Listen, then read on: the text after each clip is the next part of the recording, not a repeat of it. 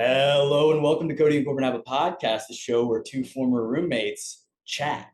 Because we're back with another KHAP Chat. It's KHAP Chat number 5. As always, I'm your host, Korbin Zvokel, and joining me in person right next to me, once again, my co-host, Kody Webb. Cody, what's going on, man? We're back in person. I'm excited. These KHAP Chats are always really fun, I think.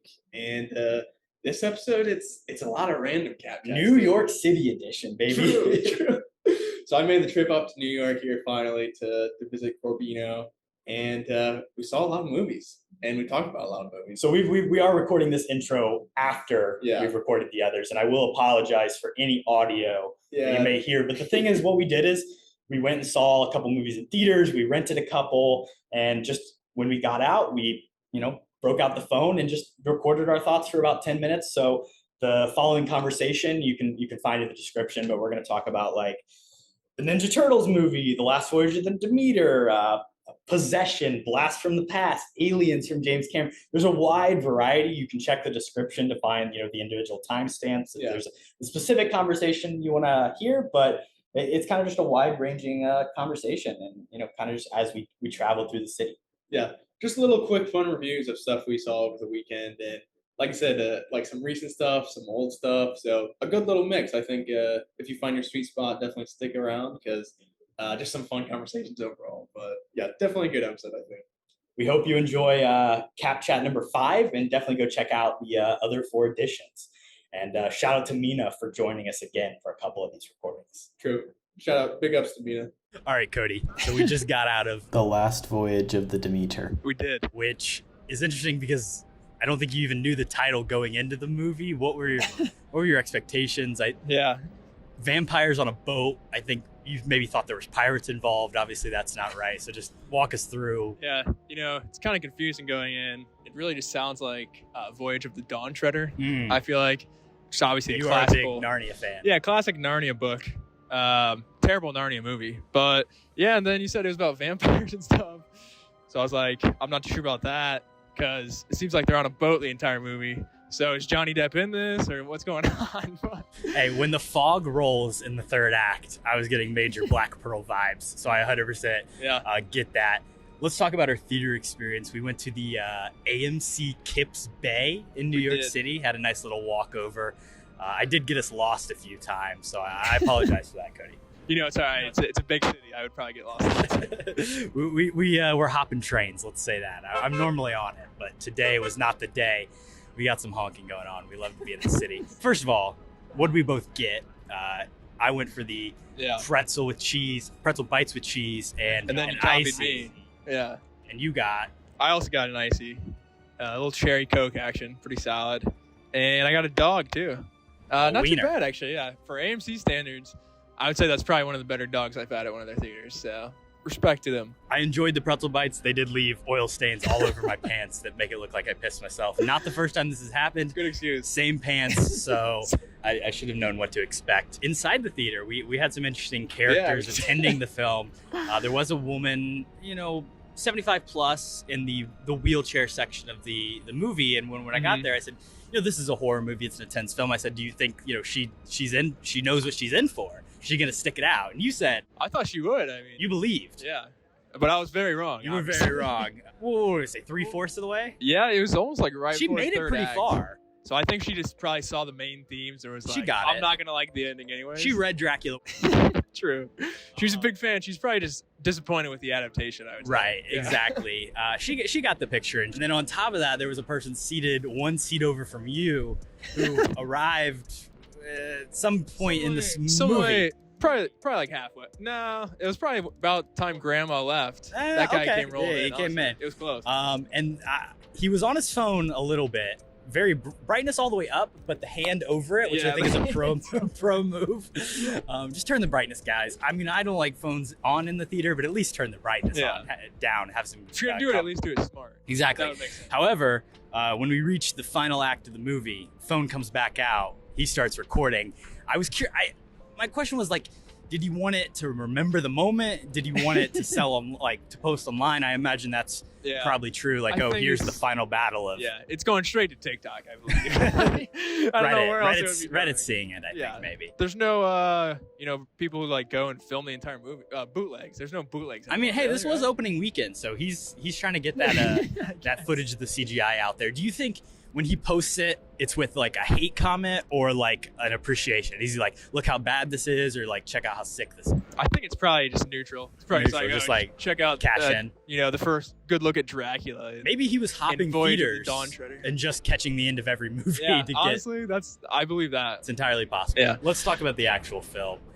What do you think of it? I think you enjoyed it more than me. Yeah, I actually didn't mind it that much. I mean, it's pretty much just the thing of, it's basically an alien movie, but it's on a boat, and it's just Dracula instead of an alien. So, exactly. I mean, I like Alien, so it was obviously had a bunch of riffs on that. It's based off of a Dracula novel itself. That's one thing I did not enjoy is the opening text of the movie. Yeah. Where it's like blah blah blah, but then it literally says, based on the captain's log of the Dracula novel, which is like a weird thing to put in the opening text. Like, that's fine if I knew going in, like, that's what it's based on. It's based on like basically a chapter or like a prologue of the Bram Stoker original Dracula source material. And I think that's a really cool idea. I hated that they had to like point that out in their opening crawl. Because I mean, I feel like I don't try to know too much about it. And then if you just tell me at the beginning, oh, like Dracula's in this. This is Dracula getting shipped from Romania to England. Yeah. Like, it's literally, it's like, oh, okay, setup. Like, I know everyone's gonna die, basically. And like, we're gonna, you know what's gonna come. We'll keep this spoiler free, but like right after that, it jumps into the story of like the boat crashing in. And like, I think that would just be just as effective of an opening if they had just gone straight into the action. I guess. This is what happens. I do kind of like the ending at the beginning of the film. And then obviously it's a classic Kody. Opening and closing shots. Really, movies open and close very similar. You gotta keep it similar. But I thought that was good. I mean, the action I think is not the best just because of the CG Dracula. That is the main thing we have to talk about. I think everything else around that I do like. The acting was pretty good. Sir Davos, Corey Hawkins, I thought was actually a pretty good lead, which I didn't expect that much. The main girl, who I don't even know her name, I thought she was good in limited time as well. And then we got to shout out our boy, David Dastmalchian. Oh, David Dastmalchian. The whole reason we ever even talked about this. That's true. That guy, he was number 2 on my underrated actors list. And I was, in that, I said, give him more supporting roles. And that's pretty much what they're doing, it looks like. I don't know if this is the most mainstream movie ever, but hey, David Dastmalchian was in a supporting role, so I think that's cool. I thought he was pretty fun in this. He's kind of trying to do a little bit more of a hard-ass thing, which I don't know if it worked not really the whole time. His shtick. Second mate, or first mate maybe to the captain, the second in line. Yeah. Shout out to Aisling Franciosi, who plays the character of Anna in this. She's an Italian-Irish I thought she was pretty good, actually. She's in Game of Thrones. Okay, she looks somewhat recognizable. She plays Lyanna Stark in Game of Thrones. There you go. I don't know who that is because I've never seen Game of Thrones, but you'll have to do some research on that. But yeah, I mean, I think that's probably the extent that I have to say about this movie. Yeah. I didn't love it. I agree the CGI Dracula wasn't super effective. It looked cool at moments, but I like the idea of like Dracula that can exist in like a human form and kind of walk amongst people. Yeah. Than rather like an all like constant like creature from hell. He's just a bat in this movie, basically. Right, he's literally a monster. Like you said, it's Alien, right? It's like you have an alien on your ship. Do you think this, like 15 years ago, Rachel Weisz plays that that role, the female character role? She's like a Rachel Weisz type of role. Yeah. Maybe just because she's I can see it. Person with an accent and dark hair. But it's true. In a monster movie. Let's talk about the state of the Universal and their adaptation of the classic monster films. Because this is a Universal film. This year we've seen Renfield and the Voyage of the Last Voyage of the Demeter. Voyage of the Dawn Treader. Obviously, they tried to do the Tom Cruise Mummy extended monster universe, Dr. Jekyll and Hyde. That went well. Yeah, that was really a great plan from them. This is what they're doing now, finding these ways to adapt things in a different way. What do you think about that? I mean, I like it, I guess. They're at least trying to do something different from what they failed like 4 or 5 times in a row. So I like the creativity. And I mean, for this film, it had to be a pretty low budget. And I think for the people that got it, actually, I don't know much about the director, but like I thought it was at least a good swing. I don't know if it's anything they can really build off of or they want to build off of, but it's a fun one-off. Seemed like there was maybe some hinting at the doing a sequel or setting up, leaving the room for it. There is a whole novel to explore. I guess this movie does really well, maybe, but I don't think it will. Yeah, I don't know. There was a couple people in our theater, but Friday afternoon, opening weekend.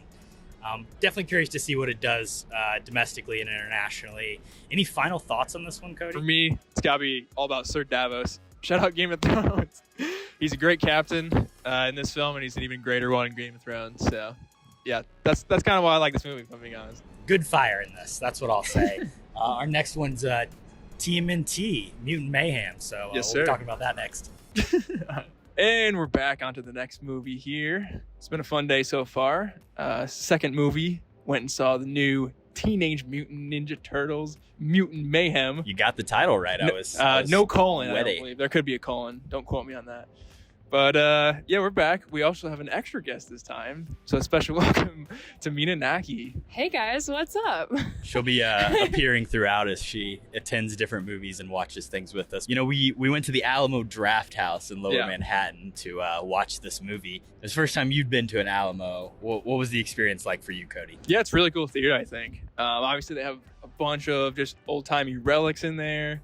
And they have literally probably every movie you could ever think of. In their little case. We got some rentals. We'll be talking about those later in the episode. True, but definitely a really good environment. Pretty good food as well. I got a pepperoni pickle pizza. Obviously, Ninja Turtle themed, but it was absolutely fire. I'm not gonna lie. I don't know if you guys out there. Out of 69, what would you give it? A 69, probably like a 65. Okay. 4.5 stars. High Solid for the pickle pizza. I like pickles. Yeah. What can I say? I got the chicken tenders and fries. Had a Talia sour to drink. Kody, what'd you have to drink? Some beer. Some beer. We don't even know. And Mina, what'd you have? I had 2 Tito's and Sprites Classic. and sweet gochujang. Went for the wings. Wings, a man. messy thing to eat at a movie theater. It's a bold move. They were so good. I was like, this is exactly what I needed while watching Ninja Turtles. So. For the most part, I would say the crowd of this movie was pretty calm, a lot better than our Demeter crowd.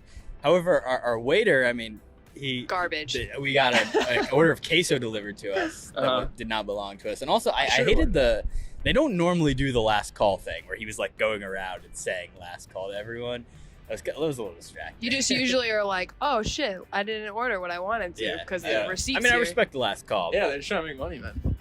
But yeah, not as crazy as our previous experience here today, but I thought it was good. I got my pizza early, so I like the waiter. But I feel like there was good laughter. They liked you Crowds for sure. liked the movie. Our separate tabs did it well. What did you think of the movie, bud? I want to shoot it over to you first because I don't know what you're gonna think, honestly. Well, I feel like we got to talk. We've never really gotten deep about this, but like Ninja Turtles for me is a childhood classic, childhood favorite. I was not much of a toy kid really, or much of anything, but like I had my Ninja Turtles toys. I watched the Ninja Turtles animated TV show. I loved the classic like 90s movies.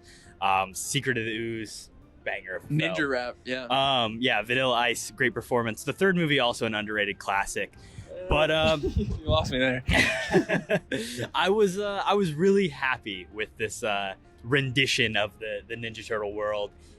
I definitely have my qualms and I have my complaints that maybe we can talk about here in a little bit without spoiling too much. But what did you think about it, Mina? I dug it. I'm really into this like animation style that's really popular right now. I think it fits perfectly with the Ninja Turtles. I think this is the first Paramount film that we've seen kind of take on the Spider-Verse animation. We saw the DreamWorks look of it with Puss in Boots. Which obviously I did not Sony's like continued as much. with. Really? I feel like this is on par with the Spider-Verse level good. With Puss in Boots, it just felt wrong because it felt like it was not the vibe for a lot of it. Like it tried to force something on Puss in Boots And that Puss in didn't need Boots, to be. I mean, traditionally, Yeah, like that's the fair. animation with Shrek being the traditional DreamWorks 3D like CG animation, whereas like Ninja Turtles is a classic like 2D cartoon. It's a comic book in some cases. So like this feels like it fits the aesthetic of what they're going for even more. Cody, Yeah. were you a fan of this one? I did like this film, yeah. I think it's obviously a good choice to go back to animation for this franchise.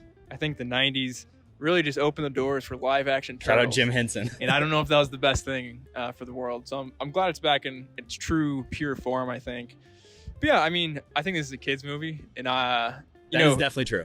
I don't know if it'll hold up that well, just because it is like a bunch of pop. It's very modern. references. It's very of the moment, which, you know, a lot of directors don't even want to like handle making a contemporary film. So got to respect them, you know, trying to create something that feels current and can still feel timeless. I with the felt like Turtles. this was contemporary in the best way because the references like span several like years. You know, it's kind of like, and I felt this was the most I've ever felt the Ninja Turtles were teenagers. Oh yeah, to be entirely honest. Like, would a 15-year-old? It's amazing. Do 15-year-olds like Megamind? Are they still into that? Do they know about that? I mean, that's a I deep hope cut for so. us. I but wasn't new when I was. I don't know. 15-year-olds. That was a Wait, deep how old were cut reference. How old were current 15-year-olds when Megamind was released? Babies. Don't want to do the math there and feel real sad. Something that's cool that I think we can talk about. I mean, we're sitting here looking out over New York City, and to me, Ninja Turtles is such a historically New York franchise and New York subject matter. And I think this movie really showed a great appreciation for that and really kind of leaned into it. Whereas the Michael Bay films especially feel like totally disconnected from the city that they're so much a part of. Yeah, that's a good point. I think obviously the Turtles are always wrapped into New York, and this was kind of the best one that showed just a lot of New York too. No spoilers, obviously. Yeah, I think this film was good. I think the action style with the animation was my favorite part of it. I'm not too sure about Splinter, kind of how they did his character in particular. I agree with this. I don't want to get, into spoilers. No spoilers, crazy, but I think, I don't know, I didn't love the voice work or just the look of his character. I thought and then his actions Jackie throughout. Chan, but it's Jackie Chan? It's Jackie Chan, I fucking love Jackie Chan, so that's tough, but I feel like this Splinter just fits more with the vibe of the movie than like True. 90s Splinter would have. Historical. Like it just wouldn't, like the idea of him needing to watch great karate movies to learn how to teach them. We've seen like the history of like the origin story has been adapted many times, and like it changes with every movie. Like the originals, it's very faithful. it was a lot different. The source This material one, of him being like trained by a guy in Japan and like being a rat that knew karate and then getting the mutation, and then even moving into like the Michael Bay movies where it's this weird thing of like Megan Fox is the mother of the turtles, and then I think it's that he reads a book to learn how to do karate. It's That a karate seems book, less which is realistic than movies. one of my least favorite things that they do. I have so many problems with those films. Well, I mean, with the origin stories too, it's like you think by now they would have it kind of pat down of what the Turtles kind of origin is, but they change it every single movie. They do change it again in this, and I think it just opens up the world a lot more. So I kind of like the direction of that.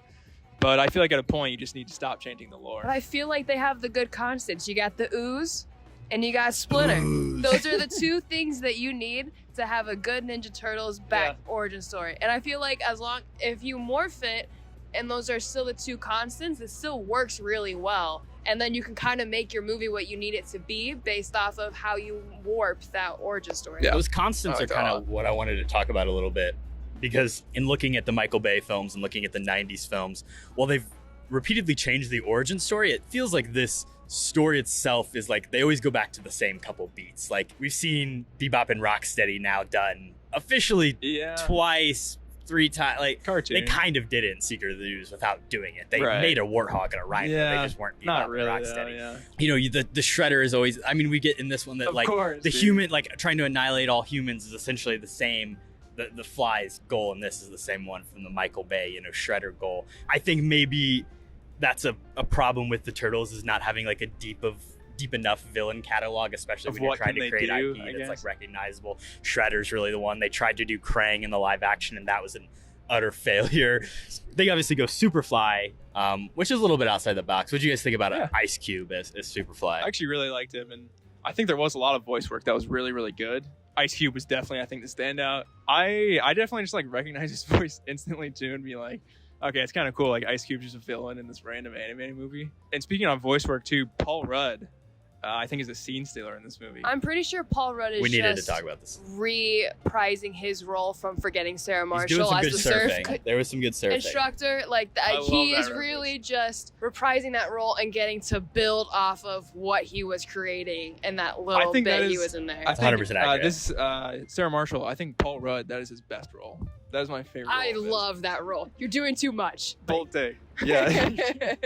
Go for it. I'm not gonna lie, I think my favorite voice role though is Maya Rudolph as this evil doctor is that that's eventually milking people. Like that's her. And I think you definitely pick her up if you're like big into like her SNL skits and stuff like that. She does a lot of voices like that. And I think I picked up on her kind of like the way you picked up on Ice Cube right away. I was like, that is Maya Rudolph. That's funny. What do you guys think about the four main turtles? Were you guys a fan of the younger cast? I loved them. I feel like it worked really well for me, but I was happy about it. I like the idea of giving kids an actual role in like when they're supposed to be kids, instead of the way like the movies we grew up with definitely like late 20s playing teenagers. Like, this felt really cool to me. I agree. I mean, like you said, I feel like it's the first time we ever saw them as teenagers, so it's kind of just a different wrinkle in a movie altogether. But I thought they gave a lot more depth to like Leo and Donatello than they normally would. Like, I feel like usually it's all just like, oh, Raphael's, he wants to fight everybody, and then Mikey's just a crazy guy. But I feel like they did give kind of all the turtles more depth. So a lot better than Michael Bay, which is not surprising. Yeah, I mean, still important. They have unique personalities that are more than just like one singular note. Yeah. It goes a little bit deeper than that, which I think is really cool. Any other final thoughts on the Ninja Turtles Mutant Mayhem? I'm not gonna lie, I was a little disappointed in the amount of pizza that was in this film. I was I mean, again, better more. than Bay movies. Good rendered pizza, I'll say that. But they definitely didn't talk about it. They didn't seem very interested. Splinter seemed more interested in pizza, which I think was a weird change. Yeah, that is true. Don't want to spoil it. But Yeah, not to spoil. Splinter's a big piece of guy, evidently. Mikey's always the pizza one, and I was just like really disappointed in the lack of Mikey requesting pizza, if I'm being real honest. What did you think about the choice of Leo being the one that is trying to have sex with April O'Neil in this film? Who are the other ones trying to have sex with April? Well, it was Casey Jones. Well, yeah, but I mean, sorry. As far as turtles go. In the Michael Bay one, Michelangelo is trying to fuck April, and it's really weird and uncomfortable. Oh, yeah, he is just crazy horny for some reason. Who the fuck is Mikey in And it's the guy from But Shameless. then in the second one, Casey Jones and her. Well, yeah, I mean, that's a classic. Stephen Amell. Yeah, that's real. So, and he's a cop, too. Making Casey Jones a cop, that's Doesn't even horrible. make sense. bad. Do you think we'll get a terrible stuff. Casey? I think we'll, I mean, we're getting I would Shredder. I think feel so, like you got to get Casey at some point. TMNT. Thank you for listening. We'll be back. All right, Cody. So this is going to be a real one, I think. Mina is here in the background. Maybe she'll shout some stuff out. She did attend the movie, but she didn't necessarily watch all of it. She was feeling a little sleepy because this movie, some might say, is a snooze fest. It was also very late that we saw it. There was a lot of extenuating circumstances. Me, myself, was very tired. I think I'd been awake for about 33 hours straight when I watched this movie with you guys. Run, yeah. But we did see it last night. The last two conversations we've obviously had right away after the movies. This one we've had a little bit of time to sleep and think on it. So with that, break, what did you think about Possession? Yeah, I mean, it's definitely an interesting movie. I wasn't a massive fan of it overall. I think the acting is good, but it's kind of just like overacting a lot, I think. Shout out to Alan Grant. I thought Sam Neill, the man. Yeah, he's pretty good. The lead two I thought were pretty good. Some of the side characters were really weird as well. The main guy, what's his name? I'm pulling up the IMDb as we speak. Heinrich. There I it was is. hoping to get there Heinrich. before. That's why Mina's here. She had it. Heinrich. Heinz Bennett. Played by what's his bucket that plays Hannibal, but looks like Hannibal. It's a real German actor. He's in The Last Metro. What's his name? Anthony Hopkins. It is not Anthony Hopkins. Hopkins. But Heinrich, I thought he was like a fun character, but I feel like just like out of place in the movie a little bit. And yeah, obviously it's just like a very, very intense film throughout. I feel like you could compare it to the Ana de Armas Marilyn Monroe movie. Like it's kind of just like torture porn the entire time. Like I don't really enjoy watching it, but I think it obviously it's like well directed, well acted, but I don't know. Story wise for me, I just didn't love it. I don't think it's as offensive as Blonde. That's calling this one obviously out. I don't think it's that bad of a movie, but it's just like it's a similar structure, I feel like. So I had seen the movie prior to us watching it last night. What do you think on a rewatch? I would say I don't think I enjoyed it as much on the second watch because there is a certain level of like the shock factor and the surprise and kind of just like the what the fuck is going on that almost made it better for me in the first watch. Second time around, it wasn't as surprising. Some of that stuff doesn't hit as hard. But I still think it's like really impressive. It's really interesting. It's a 1981 film. It reminds me in some ways of like John Carpenter's The Thing, with some of the creature effects and, you know, the extent and the gore and the way, you know, how good the stuff looks in the movie. And also just like when it comes to the acting, I think the performances, while they're not like traditionally normal, like serious dramatic acting performances, I think they're like capital T theatrical in a really interesting way that works for a genre movie like this. You know, it can work in a world where it's like this outlandish horror film. I think what Sam Neill and Isabel Angiani are doing is really effective. In particular, Angiani. I love her in this. I agree with that. Like I said, I think the performances are definitely the standout, but just like plot wise for me, it's just like, I don't know what's going on. And then there's some, I mean, I don't know if we want to go spoilers, but there's this thing. This is an older movie, so like I would feel, I guess, less bad. If you've seen it. We might talk about, you know. Yeah, I won't spoil too much. But I mean, there's obviously this thing, and the practical effects, like you said, I think are good on it. But it's not explained at all what it is the entire movie. And then it feels like you're just having like dream sequences and stuff, but they're definitely not. Like I have no idea kind of what is going on in this movie. And at the end, I thought it was, like, we're going to get some clarification. And that just never really came. So I think for movies like that, for me, where I just don't understand anything, I'm like, I don't like it. Where, you know, and Annihilation is a movie that we've done on the podcast in the past that I think has similar energy. But do you think that one's just like more easier to understand? That one's more like pure sci-fi, and that maybe you can relate to. I guess, what it's doing. But that one's like leaving it up to interpretation. Well, that's what I think this one does in certain ways too as well. You can kind of examine what it is. Like, I don't know. I think this is a really look at a relationship that's falling apart. You've got all the Sam Neill, like, is a spy stuff during the Cold War and the Berlin Wall and all those greater themes that you can take into account. And the director is like taking his subject matter very seriously. Mm-hmm. So you can do all that. You can think about it. But at the same time, I also just think it's kind of like fun. Like, there's a level of like what part of this movie is fun? How the fuck was this movie fun? How many times were people laughing last night in the theater? I mean, just people were chuckling. People just were from that character, because he's funny. We saw this in a movie theater, and I think it was a shared experience, and we were all just like, "What the fuck?" And I think there was something enjoyable they were about laughing the cinema. At like the overacting. Frederick is the only reason I laughed. Just because the overacting. I didn't say I thought it was funny. He's definitely the comedic relief, I feel like. So when people are laughing at that makes sense. Right, and I mean, I think people laugh at other points as well. I think that is the enjoyable part about it. And this is a movie that, when it was released, was kind of, you know, bashed by critics. People were like, what the fuck is this? And then it became a cult classic years later because people, you know, returned to it and examined it. And then on top of that, like, the cinematography, I love the scene of him in the big weird like airplane hangar where he's like talking to all these secret agent guys that are in charge of him, and the camera just pans around in one long take, encircling them just very slowly, and it's unabashedly set. It's never gonna like pan away or move. It's just like, we're stuck here and we're staying in this moment. And it does that throughout. It never really holds stuff back. Yeah, I think it is a really well-made movie. Obviously, I just have some plot stuff that I don't like a lot, but I think the direction and, like you said, the cinematography is pretty ridiculous throughout. I do like that big ass kind of office too, because it's like, what, this must be an important kind of thing going on if kind of this is their setup, I feel like. So I like that. I don't know. It's kind of just like, I feel like this is a movie that you would really connect with or you really don't. Kind of one of those hit or misses. So maybe I just missed.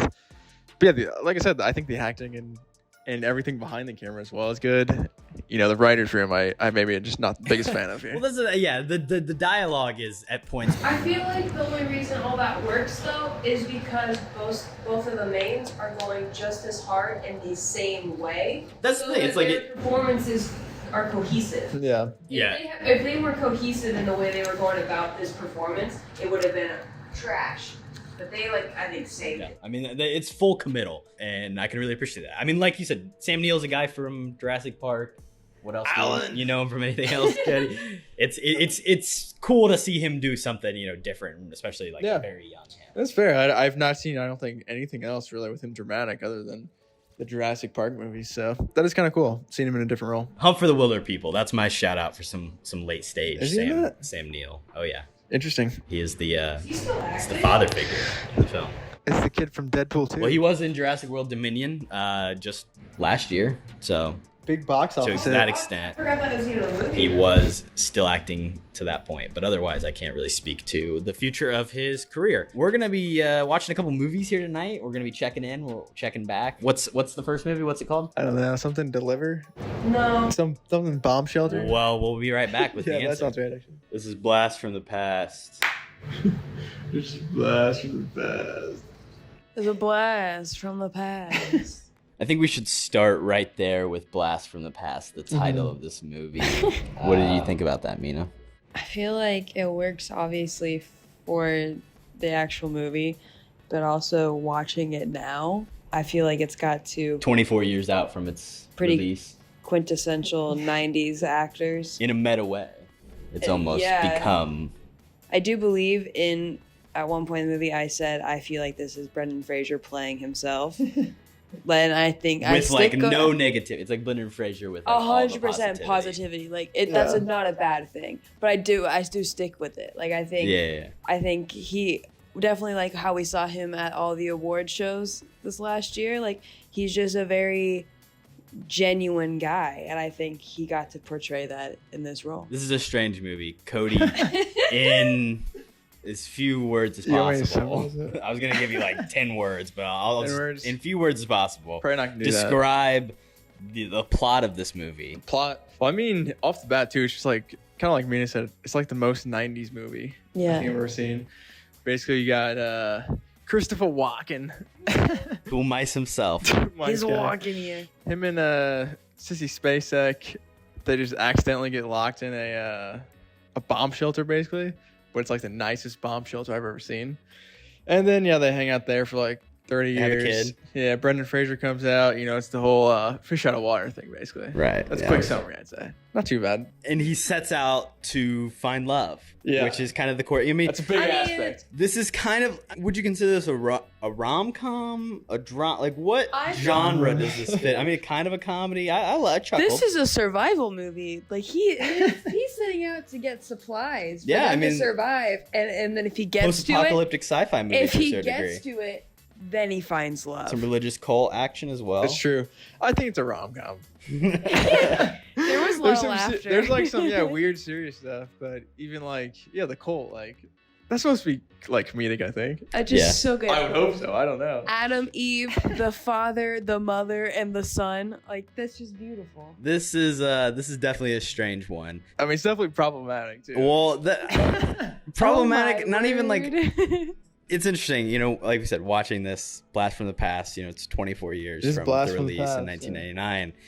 But there is like this total attitude in the film of like, it used to be better, right? Like the 60s, people were gentlemen and ladies, and like, because like he was from that time period, he's got this like certain level of respect and obviously he had great like smart parents. But then when you mix that in with like his reactions to seeing a black person for the first time on the street, and just like the way he is approaching the world in general, it's a little sheltered, and it's reminiscent of the 60s being problematic and not right. But to me, this movie is very much like, hey, the 60s were a better time. It did a really good job of like, I feel like that is, if someone was locked in a box in the 60s and came out now, like those reactions is what would happen. Like just the mindset that they have back then compared to what we think now. Like, again, he did have, I think, relatively progressive parents that were like, you should still be a decent person to everybody, which is like great. He was just trying to be a nice person rather than like immediately showing hate. I think it kind of deals with issues it probably doesn't need to deal with, just being like a rom-com. Like it doesn't have to address any of those things, I think. I feel like part of it was trying to make jokes on like them thinking an apocalypse had happened. Christopher Walken off the bat, I think, is the best part of this movie for me. It's probably just because I like Christopher Walken a lot, but I kind of wish he was in the Brendan Fraser role, like kind of vice versa. Like keep Brendan Fraser like he has a stroke or something, and then Christopher Walken's like, I gotta go out, because I think that'd be probably 10 times more entertaining. And like take on the world.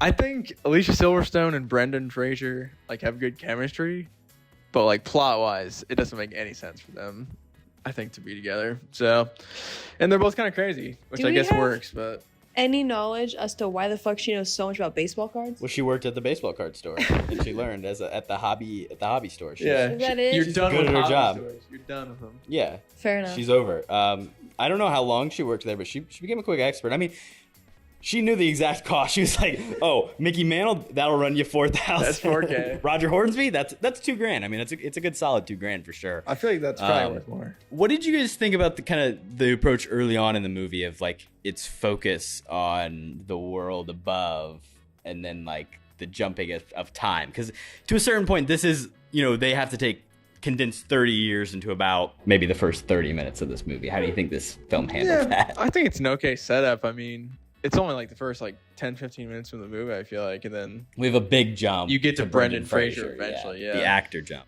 I don't mind the setup. It's kind of just like this really contained story, which I feel like is interesting for the beginning of the movie. Obviously, at some point they have to come out. I didn't hate it. I kind of dig like the mom slowly getting fed up with her adult son that's never leaving. I mean, that's realistic too. And like the bar continuously changing to fit the decade they're in. I thought that was really interesting. Yeah.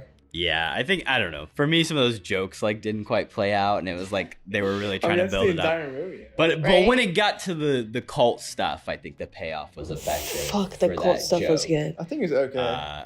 But just the moms, I don't know. I like the one joke of "Don't touch my elevator." That's Yeah, don't touch my elevator. I think that's funny. Everything else with that is Christopher Walken. He's don't touch my elevator, man. That's a great quote, honestly. But everything else with the Cole, I kind of don't like it all. If they gave Christopher Walken more to do in this movie, I feel like this is like the perfect Christopher Walken movie. How do we I feel? agree. How do we feel about Walken's joke game? It's pretty good. He had a duck joke. Put it on my bill. Not nearly as good. We need other movies. two mice. It's probably a banger in the '60s though. Like, hey man, people going loved in. it. He's killing. All I'm saying, doesn't Brendan Fraser also play at one point a caveman that's been unfrozen in a movie with? Well, yes. Well, it's like something BC, right? Or like he does play a caveman at some point. no, I thought it was George. Well, he's George of the Jungle as well. There's an arc of Brendan Fraser. You're both. Yeah, there is. I don't know what it's called. I think it Just feels like Brendan Idiocracy, Fraser but that was wants somebody else. no. That's not- because isn't it's that with- Luke Wilson? Pauly Shore. Pauly Shore and Brendan Fraser movie. That sounds awesome. Yeah, don't you know should how I watch heard it that. actually. I'll add it to the list of movies you have to watch. No, decent watch. Not Encino Man. Encino Man. Thank you. Nick Cage. I wouldn't say I was disappointed that That's we rented Master's this. You kind of like this movie? I'm not disappointed that we rented it. I think it's a good rent. Last thing I wanted to talk about, we did do the rental move. Very 90s of us. We went very blast from the past 90s. I think I've talked about it on the podcast before, but like shout out to the Alamo Draft House in Manhattan and the Kim's Video Rental that like closed down, but then the collection got donated and ended up at the Alamo. You're able to go and like just rent their any movie from their collection for free for a couple days, and then if you don't bring it back, there's a charge. But we picked up 3 movies, and this was the first one. And I think it was a pretty solid pickup. Mina, what was it about this movie specifically that like made you want to pick it? The cast. Brendan Fraser, Alicia cast. Silverstone drew my attention at first. I was like, why are these two paired together in a rom-com? And then I flip it over. Do you think that it got to the point where you're like, this is a believable couple? Yes and no. Okay, well, sorry. Flip it over. I think get that- back. I flipped it over and I see Christopher Walken's name. And then I see Sissy Spacek's name. And I went, well, fuck. You gotta watch this. You give it a shout. That was a selling point. Honest to God, cast is the only reason I picked that movie. It is a good cast. Respect. I bag it. Finally, Brendan Fraser, Alicia Silverstone. Why or why not would they work as a pair in this film? I think she is a little too negative She needs a man. and pessimistic for Brendan Fraser's everything is sunshine and rainbows. Opposites attract, though. It's a great couple. They might be able to make it work.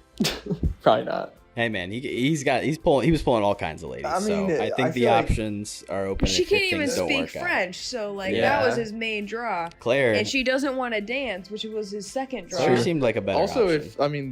that divorce money is gonna be crazy. This guy's rich. Better sign the prenup. I don't know if she's He's gonna help got him. Maybe AT&T the bonds, homie, the homies will help him out. He's got all He had His happy Polaroid bonds. His happy friend will help him. Maybe give him the prenup. Well, this has been a blast from the past. What a flick. All right, Kody. We back. So we're sitting outside Central Park right now. Last night, we watched Aliens, the James Cameron sequel to the Ridley Scott classic Alien. And I think you were a big fan of it. So break it down. What'd you think as you're holding an ice cream cone in your hand? Yeah. Maybe eating and talking here a little bit. So excuse that. But yeah, I did actually really like Aliens. Obviously, like the original film, directed by Ridley Scott, it's a bit of a different genre, I would say. It's more or less like a horror slow burn with kind of one alien. And then Jimmy Cameron comes in for the sequel here and kind of Fresh off, some Piranha. This is, I think, his third feature film officially. This is early Jimmy. And he kind of just changed it into a different genre altogether. Kind of just like a fun action movie. I thought it was pretty good, though. I mean, the performances, Sigourney Weaver, I think is a badass. I've seen a lot of Sigourney Weaver past her prime. I haven't seen that much in her prime. And yeah, she's pretty awesome. So I liked her a lot. Some of the side characters were like kind of weird, dumb, action movie, 80s kind of characters like that. Especially Bill Paxton. I thought he was kind of annoying. Overall, he was a robot. Yeah, just like the tone was really dark and really serious. Like it still had those horror elements that made it fun, even though it is an action movie, I think. So it's kind of a fun genre blend. Yeah, I thought it was pretty interesting because it is very much akin to the classic 80s action film. This is the first time either you or I had seen it, but in watching this movie, the fact that there was an Alien versus Predator crossover kind of makes a lot of sense to me because it seems a lot more close to kind of that world of like the 80s B action movie, the Rambo First Blood, the Predator series, than the original Alien by Ridley Scott. But overall, I did enjoy it. Do you guys like sci-fi horror flicks typically? I mean, obviously, we've brought it up already once. The classic Annihilation is a huge fan favorite of Kody's. That's more in the sci-fi than it is necessarily the horror. Yeah. But I think the idea of Lost in Space is something a little interesting to me. You're kind of trapped out there with no resources. I think that's what makes the first Alien so cool. It's just like you're stuck on the Nostromo with one alien kind of hunting you down, where this is much more like open world. We're doing battle with, xenomorphs. Would you stand a chance against the xenomorphs? No. I would like to say yes. Shout out to the classic KHAP segment, Kody versus. Yeah. But I think in this movie I would be in very much trouble, I would say. Yeah, no chance. We'd be done, so no shot. Do you guys think Sigourney Weaver's portrayal of this character in this is better than any other thing you've seen her in? I think for me, probably yes. I think it's an interesting question of, is she better in Alien or Aliens? It's very different movies, I feel like. Like you're saying, like combining horror with sci-fi, I feel like if you just keep it a little bit more sci-fi kind of on the spectrum, that's kind of one of my favorite genres of movies. Like it can still be scary, but if you keep it just mostly like sci-fi action, I feel like it's a good blend. Yeah, I would say probably for me, this is Sigourney's best performance. I think she has a little bit less to do in this movie because the cast is a little bit greater and it's more focused on like this militarized view of approaching the aliens. Whereas in the original, it's like, here's one woman stuck on a spaceship who has to kind of survive till the very end. Which is a good movie still. I will say this movie gives her a little bit of character depth with like the idea of her like kind of taking on this pseudo mother role with the Newt character, and in similar interstellar fashion as we talked about, her child literally outlived her and has passed on after 57 years in cryosleep. So I think like those aspects are interesting, but that's not necessarily a testament to Sigourney Weaver being any better in this movie. Yeah. Together. I like the setup of that a lot too, like the idea of kind of the interstellar thing where you wake up so many years later and like your kids your are entire dead. Life is gone. It's passed you by. So I think that's interesting. They definitely milked a lot of the Newt stuff. I think there's a lot of character development, obviously, which is good there, but it's kind of just similar stuff for multiple scenes. But it's definitely emotional. Like, how can you not get attached to a little kid who has like survived the aliens through the sewers and stuff? Like, I guess it's the air vents or whatever, but it's hard not to get attached to Newt. But they definitely play into that pretty hard, I think. Yeah, I think the actress obviously doesn't like have to do a lot of line delivery or anything, but I really enjoyed that character, and like every time she popped back up, it was like the more interesting parts of the movie as opposed to just like the pure character stuff of like the crew members. I thought you hated child actors. Shout out Newt though. Shout out. I'll tell you what, I definitely enjoyed it. I think I do like it more a little bit than Alien. I don't know, like Ridley Scott and James Cameron, I feel like are fairly even directors, but they just do very different stuff. So I kind of like that we got a little bit of different, like, in between the original and the sequel. I think that's more fun than just, like, Ridley Scott coming back. This was another Kim's rental for us last night. We watched the special edition, and I know in your Letterboxd review you said you wanted to see Cameron take on more Ridley Scott sequels. What's a Ridley Scott movie that you would want to see Cameron direct a sequel to? The Martian, Gladiator? Well, I think Gladiator The Last Duel would be the obvious choice. Kingdom of Heaven. I kind of just don't want to see James Cameron do sequels to his own films at this point. You just don't want to see Avatar 3, 4, 5, 6, 7. Like just stop making Avatars. I think that was mostly my hope there. General consensus. Yeah, I understand that. I guess Sigourney Weaver can be involved regardless whether she's playing a 10-year-old or an adult. Hopefully she's getting older soon. We don't know. Well, on to the next. Nice hair, Kody. Is that one I think it's pretty reminiscent of what would happen if you were running from the Meg. True. 28% on Rotten Tomatoes. Obviously, I think the big story was that the movie debuted at a 0%. Yeah, at least But it's do you moved think up. is it deserving of the 28%? I mean, audience score is 72. So I mean, the people. Oh wow. The Trench is a fan favorite. The people are clamoring for the Meg 2. I think I was saying this before too. I don't think it's a 0% movie. Rotten Tomatoes by any standpoint. I think 30, like 25, 30 is a good range for it. The audience score does surprise me, but I think this movie's pretty fun. Like at least it's having fun, even though like it definitely knows it's bad. I think, or it knows what it's trying to be. So I give it props for that. 0 seems harsh. Yeah, that is tough. That's really like nobody likes this movie, and I don't think that's really the case. Yeah, I mean, I really didn't think it was that bad. Cody and I both had not seen the original, the first iteration of the Meg franchise, so maybe we would have disliked it more if we had seen the first one, or maybe we would have liked it more. Who knows? Yeah. I don't know how faithful of an adaptation or a sequel material it was. Mina, I know you're a big fan of the Meg as a source material. So what did you think about their sequelization of it? I don't know if I would qualify myself as a big fan. My siblings are big fans. I think it's pretty spot on as to like what I would expect from a sequel for the Meg. Like Statham is definitely still rocking it the same way he did in the original. I think it's a big bummer we don't get a Rainn Wilson recall in this, but like obviously we shouldn't, with whatever happens in the first. So, I mean, all in all, I think I enjoyed this one a little bit more than the first just because there's a little bit more going on in it. There's more sharks, which I think is terrifying, but it kind of makes the fight scenes between humans and Megs a little bit more interesting when you've got who you think you know where everyone's at, and then boom, you don't know where everyone's at. It's a little more interesting than when you just kind of keep track of one shark. You know what I mean? It's true. It's the beauty of the ocean. 3 Megs. They upped the ante in this one. And a fucking octopus, man. something an octopus big. And humans. Fucking dinosaurs. And dino dogs. And humans as well. So this is the Trench. What did you think about the things that came from deep in the trench? I think all in all, like the bioluminescence, like the aspect of it probably being really fucking cool down there was really interesting. When you really think about down deep in the ocean, it's just dark and there's no light down there from the sun. But the thoughts that creatures down there create their own light so that there is light down there, that's very intriguing to me.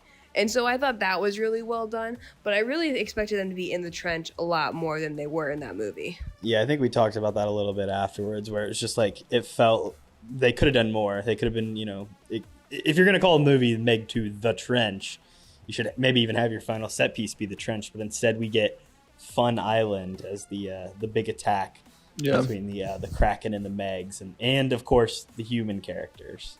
True. Yeah, a lot of side plots in this for sure. Yeah, but like you're saying, I mean, it's kind of like two scripts a little bit converge into one story, which usually I don't think is a good indicator. I really didn't like any of the trench stuff, if I'm being completely honest. I liked Fun Island a little bit just because it's having fun. Obviously, it's in the name. It's in the island. But I mean, like, sharks eating people, that's kind of what I feel like I was signing up for in the Meg. And you got some of that in the trench. It was just kind of really spaced out and you couldn't really see anything. You need some sunlight. Yeah, exactly. We don't have that bioluminescence. You got to have innocence people like there too. I think that really helps bring it up. But I don't know. I think action-wise, like I did just like it better when it was out in the open compared to, a million miles deep in the ocean. I feel like the issue with the trench was just more of like you're just annoyed with humans trying to take over spots that they don't need to take over. You know, you got those explosions that fuck everything up. And it's just kind of like annoying there. And that's why everything goes south. I don't know if I would have enjoyed the last set piece being in the trench, just because it feels like, as far as humans' reaction time, it's so slow. Just because how you move in water is so different than how you move on land and everything. So I feel like that would have been kind of just boring to watch as they get eaten by sharks. You know what I mean? Statham wouldn't be able to punch and kick him in the face. Right. Stuff. What about that scene of you're in the shark's mouth chomping on people?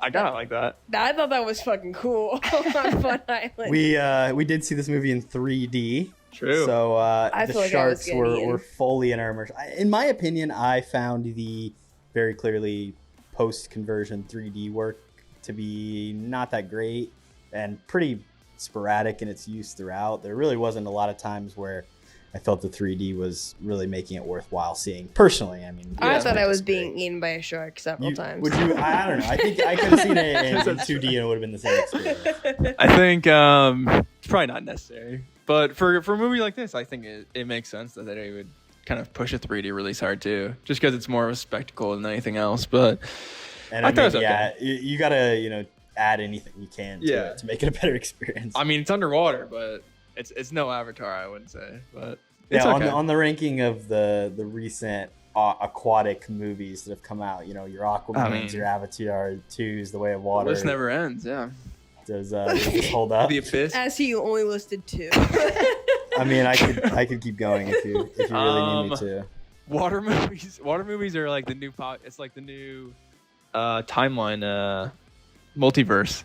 Yeah, underwater movies is the new multiverse. Watch out, 2024. Seeing how people handle it, I mean, obviously, like in The Little Mermaid, I wasn't a huge fan of the water effects. That's true. There. I thought it was good. I mean, obviously they have those cool exosuits, so like they're pretty mobile and they can actually do stuff underwater, which I feel like a lot of other movies struggle with, kind of just movement with that. Also, they're just like walking on the bottom of the ocean, so it's a little bit different, I feel like.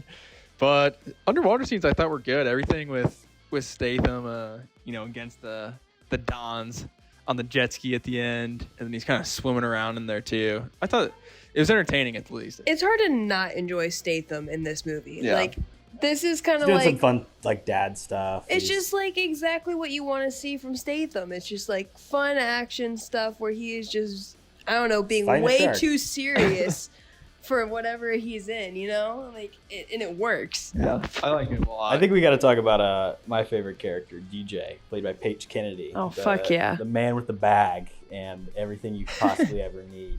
To me, honestly, like his comedic moments were definitely my favorite, just parts of the entire movie as a whole. Yeah. Well, and his character, like in this movie, is definitely dependent on his character in the first movie. Yeah. That's what I was going to say. The development, it seems like in the first one, he wasn't as prepared as he. As they mentioned, he does not know how to swim in the first one, which is kind of problematic. That's ironic. Yeah, I would say overall this movie is just like not really funny. So like the bits of comedy that do work, like I don't know, I think a lot of jokes land flat. So having some comedy work for me, I gotta shout it as a positive. He was probably my favorite character, honestly. I feel like every time he was on screen, he was cracking jokes and at least had our audience laughing as well. Like I don't think we got that from. And every time any character interacted with him, it was their best moments as well. Yeah. Oh yeah, DJ's jokes definitely landed like 99% Cliff of the Curtis time. wasn't doing anything by himself. I can tell you that. True. Nobody wants that. I'm just so glad that fucking dog survived. True. Shout out to the little doggo. Some other dogs probably died too.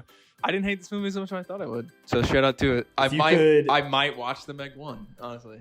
If you could have any animal from this movie as a pet, probably the dino dogs. And then just release them. I'm going full T-Rex. That's true.